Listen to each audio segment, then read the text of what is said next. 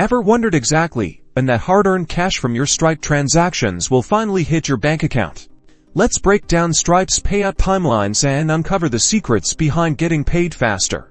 Stripe's typical payout schedule varies, but for most businesses in the US, the standard is 2 business days. That means if a customer pays you on Monday, the funds usually land in your bank account by Wednesday. Keep in mind that weekends and holidays can push this timeline back. Now, a few factors can influence this. Your industry and risk profile play a big role. High-risk businesses, like those dealing with subscriptions or large, infrequent transactions, may experience slightly longer payout times initially. This brings us to rolling reserves. Some businesses might have a percentage of their funds held in reserve by Stripe for a set period. This acts as a buffer to cover potential refunds or disputes. To check your specific payout schedule, head to your Stripe dashboard. Navigate to the Payout Settings section, where you'll find details tailored to your account. Building trust with Stripe over time through consistent, positive transaction history can lead to faster payout schedules and reduced reserve requirements. So, there you have it.